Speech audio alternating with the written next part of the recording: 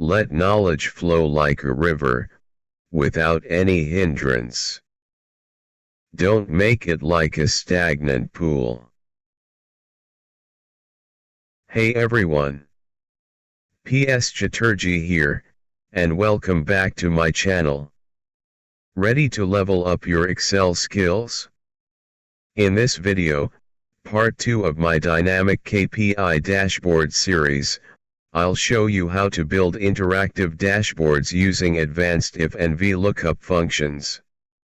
This is a great DIY project for Excel enthusiasts. We'll be diving into creating dynamic KPI dashboards, those visually stunning, fully interactive tools that help track key performance indicators.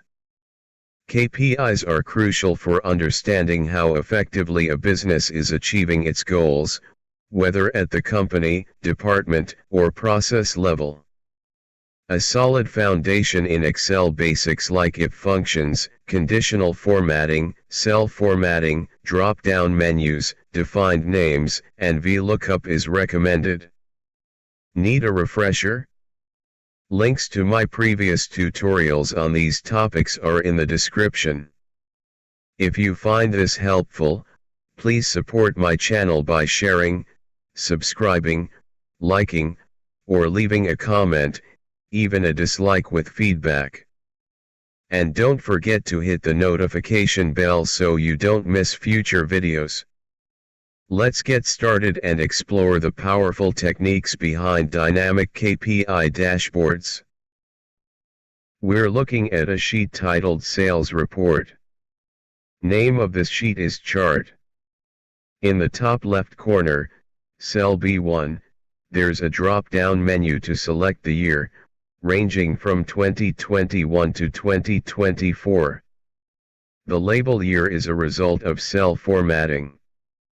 The currently selected year is 2024, and this cell is named year using Excel's define name feature. Now, let's switch to the data sheet. Here, we have 4 identically structured tables: Sales Report for the year 2024, Sales Report for the year 2023, Sales Report for the year 2022, and Sales Report for the year 2021. We're currently viewing the 2024 report. Notice the title bar and the grand total row at the bottom of this table. They're uniquely conditional formatted with a green fill. This visual cue confirms that 2024 is the currently selected year, as also reflected on our chart sheet. Each table has 6 columns, row numbers: column A, months; column B, total units sold; column C, total costs; column D, total sales; column E, and total profit; column F. The last 3 columns are in US dollars. For using the VLOOKUP function, the values in column A, row numbers, will serve as our lookup values. The table array for the VLOOKUP will be the range from A3 to R16 on this data sheet. You'll also see column index numbers beneath each column header, which will be used in the VLOOKUP formula. We'll transfer these lookup values, column index numbers, and the resulting data to the chart sheet. Our goal is to extract and analyze key data points from these tables to identify and evaluate critical key performance indicators, or KPIs. Now, let's move over to the chart sheet. We're now on the chart sheet. Below the year drop-down, we have a second drop-down in cell B2 for selecting a specific month or all months. Each month is preceded by a number code: 01 for January, 02 for February, and so on, up to 13 for all months. Cell B3 displays the month code, which is currently 13. The label month code equals is due to cell formatting. This cell is named months using Excel's define name feature. The formula in cell B3 is equals value, open parenthesis, mid, open parenthesis, B2, 1, 2 close parenthesis, close parenthesis. This formula extracts the 2-digit month code from the selected month in the drop-down. The mid function extracts the characters starting at position 1, taking 2 characters in total, and the value function converts this text string to a number. Column A is labeled months. This column contains numbers that will serve as our lookup values for the VLOOKUP function. These numbers are auto-generated. We'll start with cell A4 and create these lookup values using formulas. In cell A4, we enter the following formula, equals if, open parenthesis, or, open parenthesis, months equals 13, comma, months equals 1, close parenthesis, comma, 2, comma, 0, close parenthesis. This formula checks, if, open parenthesis, or, open parenthesis, the month code is 13, comma, or, the month code is 1, close parenthesis, then it returns 2, otherwise, it returns 0. The value 2 corresponds to the row number where January's data starts in the data sheet. In cell A5, we enter, equals if, open parenthesis, or, open parenthesis, months equals 13, comma, months equals 2, close parenthesis, comma, 3, comma, 0, close parenthesis. Notice the pattern. We've changed the month code from 1 to 2, February, and the row index from 2 to 3. To generate the remaining lookup values, simply copy the formula from A5 and paste it into the cells below, incrementing the month code and row index accordingly. For example, for March, month code 3, the formula in A6 would be, equals if, open parenthesis, or, open parenthesis, months equals 13, comma, months equals 3, close parenthesis, comma, 4, comma, 0, close parenthesis. Continue this pattern down to December. Finally, in cell A17, for the grand total, we enter, equals if, open parenthesis, months equals 13, comma, 14, comma, 0, close parenthesis. This formula checks, if, open parenthesis, the month code is 13, close parenthesis, then it returns 14, which is the row number of the grand total in the data sheet, otherwise, it returns 0. This structured approach ensures that our lookup values are automatically generated based on the selected month, making our analysis much more efficient. This careful planning is crucial for effective design. Below the column headers units sold, costs, sales, and profit, in cells C2, D2, E2, and F2, I've created 4 drop-down menus. These act as switches. Each drop-down has 2 options, the column header name and no. For example, the drop-down in cell C2 has units sold and no as options. Selecting units sold will display the data, selecting no will hide it. Our next step is to create auto-generated column index numbers. We'll do this in cells C3, D3, E3, and F3. In cell C3, we enter the following formula, equals if, open parenthesis, C2 equals within quotation, no, comma, 0, comma, if, open parenthesis, year equals 2024, comma, data, C3, comma, if, open parenthesis, year equals 2023, comma, data, G3, comma, if, open parenthesis, year equals 2022, comma, data, K3, comma, if, open parenthesis, year equals 2021, comma, data, O3, close parenthesis, close parenthesis, close parenthesis, close parenthesis. This formula works as follows: if the drop-down in C2 is no, then the value in C3 is 0. Otherwise, if the year is 2024, then the value in C3 is taken from data, C3. Otherwise, if the year is 2023, then the value in C3 is taken from data, G3. Otherwise, if the year is 2022, then the value in C3 is taken from data, K3. Otherwise, if the year is 2021, then the value in C3 is taken from data, O3. The exclamation point in data, C3 refers to the data sheet.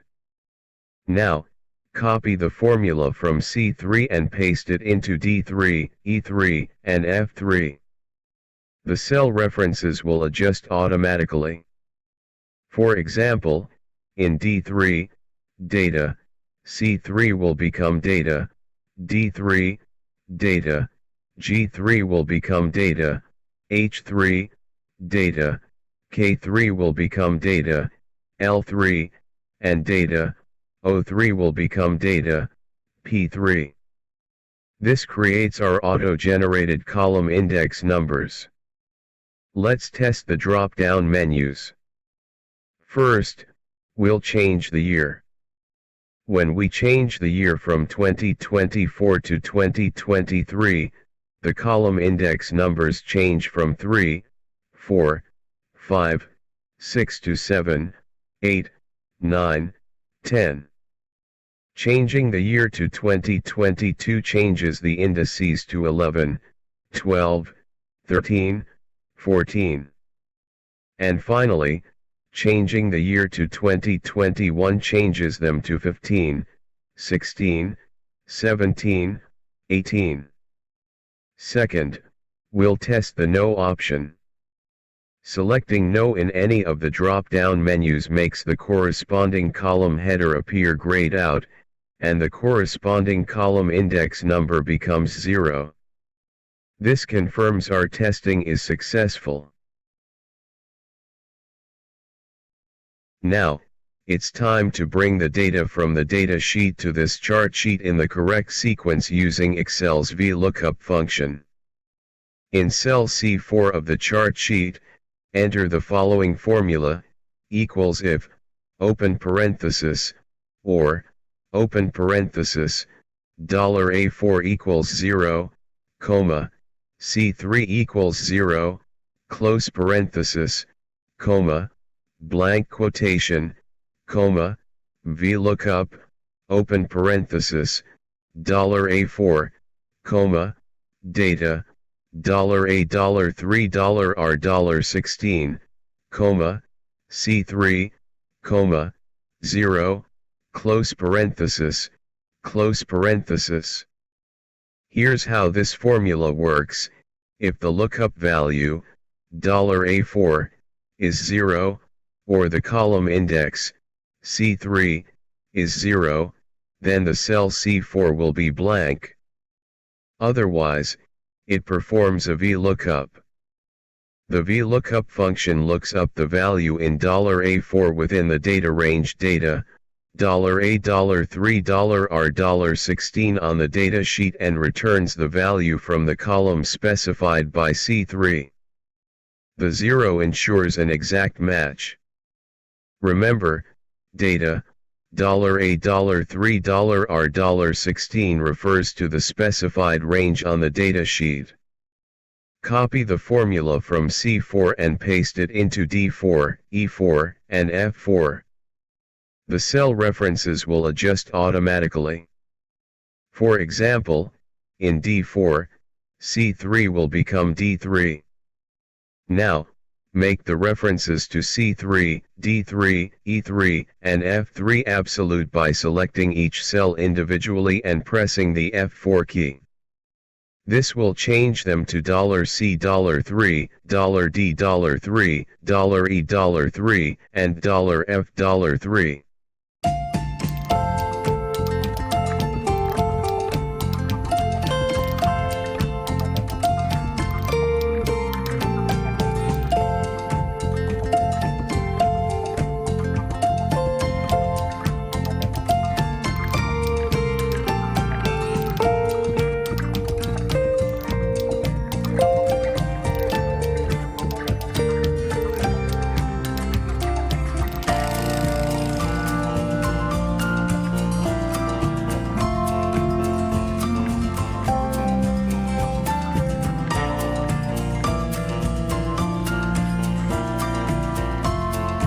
Select the row containing the formulas and copy it down to the remaining rows of your table.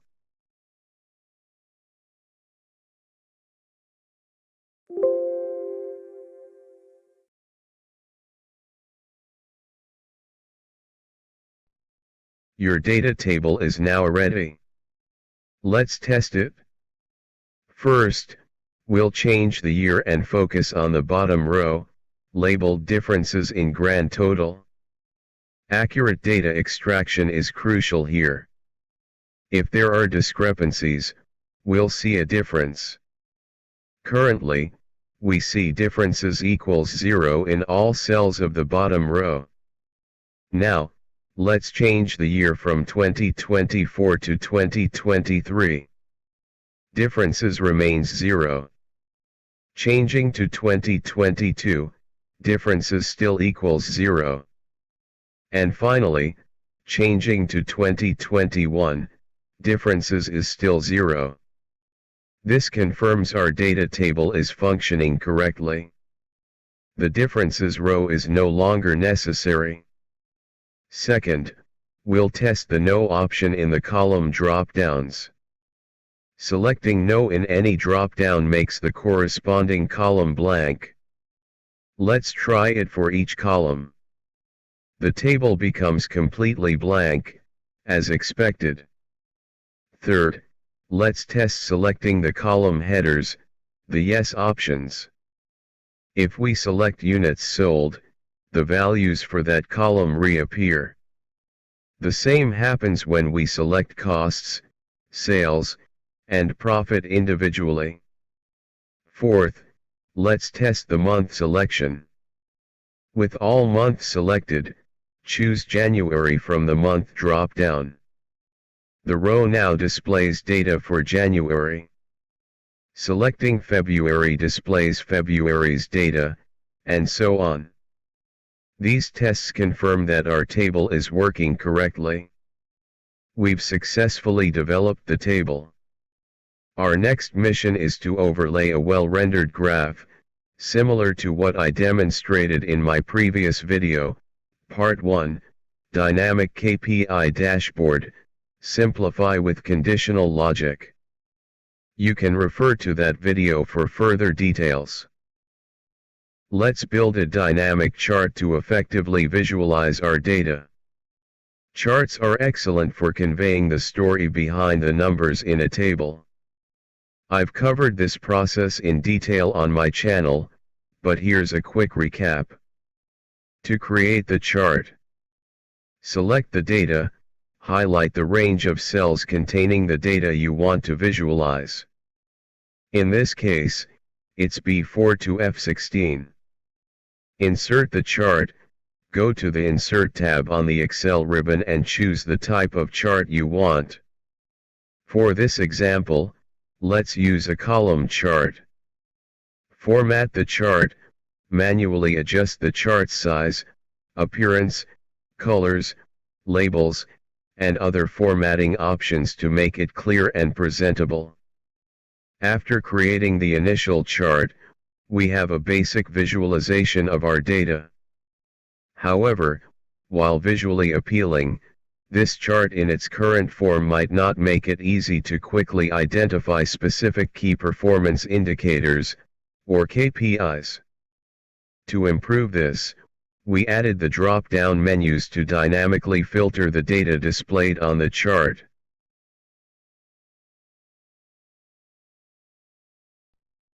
Here's the rendered chart. Initially, the chart displays all the data.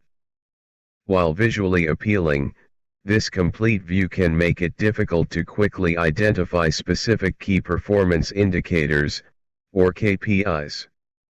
To make KPI analysis easier, we have 6 drop-down menus. 4 correspond to the columns in our data table: units sold, costs, sales, and profit. The other 2 allow us to select the year and a specific month, or view all months. These drop-downs allow us to dynamically filter the data shown on the chart.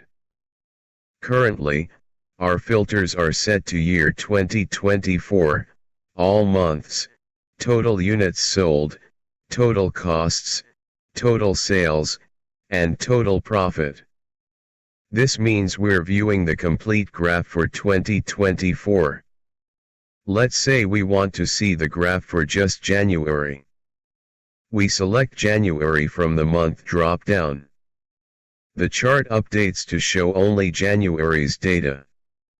Now, if we want to isolate a specific metric, like total units sold, we can select No in the drop-downs for total costs, total sales, and total profit.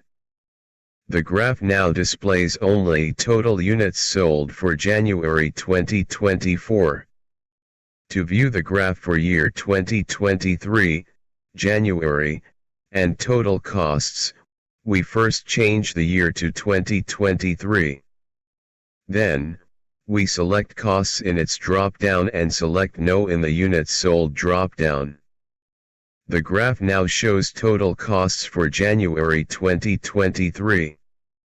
Similarly, to see the graph for year 2022, January, and total profit, we change the year to 2022, select profit, and select No in the costs drop-down.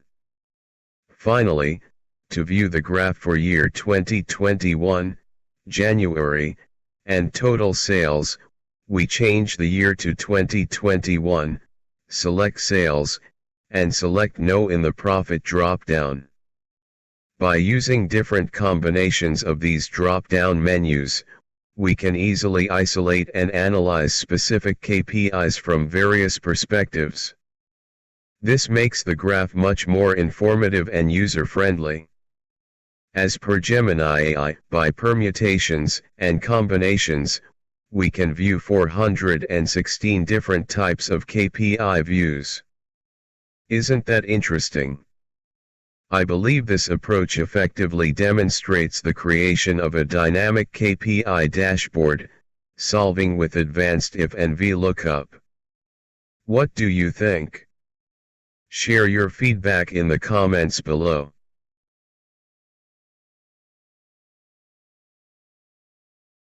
I believe this approach effectively demonstrates how to create a dynamic KPI dashboard, solving with advanced if and VLOOKUP. What do you think? Share your feedback in the comments below. If you found this video helpful, please give it a like, share it with your network, and subscribe to my channel for more Excel tips and tutorials. Happy Dynamic KPI Dashboarding, Part 2. I'll see you in the next video.